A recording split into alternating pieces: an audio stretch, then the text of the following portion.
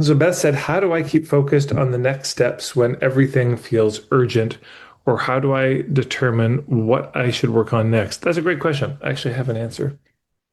Okay, now we're still working on this, so please be merciful, but I'll do a little screen share. I'll put the link in the chat too.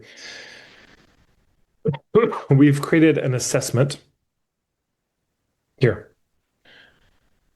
and you can go through this and it'll give you a sort of guide as to at least my sense of the seven fundamentals. I don't know, big picture, what you should focus on. There's probably a lot going on in your life. But in terms of the seven fundamentals, this is what we've come up with so far. But here's the central idea I would offer to everyone as the down and dirty. Okay, right. You see this pyramid. Where do you start? What a lot of people try to do is they start at the top with sharing. They start at the top with, well, what's the tactic I should use?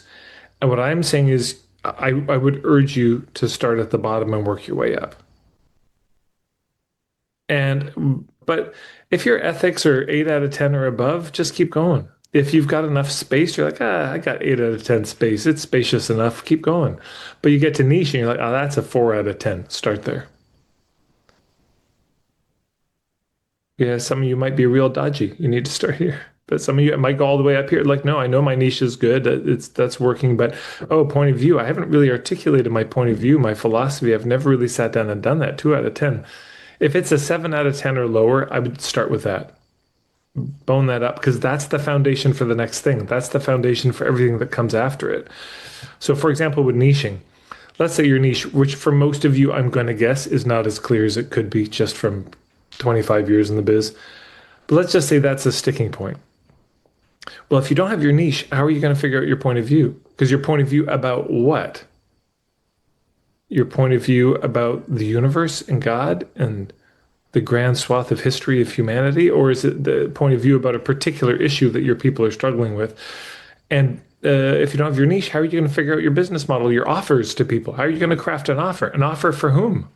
You're going to try to come up with an offer that's really compelling and remarkable and irresistible to just everybody? It doesn't work. How about hubs? Hubs for whom? Who are you trying to find? And then sharing, the same. So if you don't have the niche dialed, the rest of this becomes almost impossible.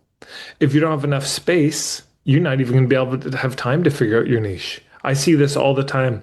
Entrepreneurs who are drowning in their lives. I mean, not just business, yeah. They're just drowning in their lives. Too much going on. They've taken on too much. So they're burning out all the time, health troubles all the time, over promising, under delivering, people disappointed in them, low level panic all the time, inbox overwhelm.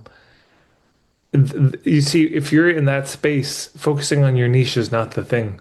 There's some real fundamental, and I don't mean this in a denigrating way at all. It's just there's some fundamental, you got to Marie Kondo your life.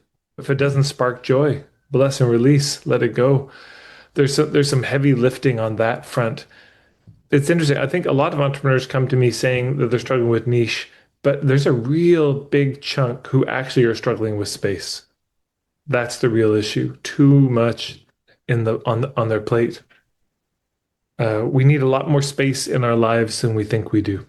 So, anyways, in terms of where to start, I recommend starting from the bottom up. Now, here's the proviso on this. Here's the wrinkle in it. If you're desperately needing money, like quick, you start at the top and work your way down. It's just that's not ideal.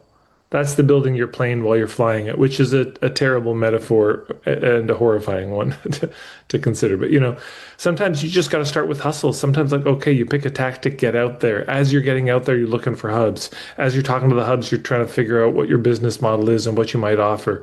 And as you're doing that and talking to everybody, you're figuring out your point of view. And through this, you figure out your niche. It's the sharing and going to hubs. I mean, that'll get you in front of people. I just think it's why it's not ideal is because you're going to get in front of the hubs, and the hubs are going to say, wow, look at your hustle. I really admire you. You're out here hustling. What have you got? I don't know yet. I'm working on my offer. Oh, well, kind of what's it about?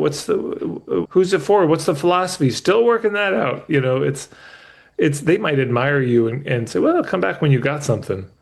It's unlikely that something is going to land without the rest of these in place. Yeah. So that I hope that helps. That's my loose my loose plan on that.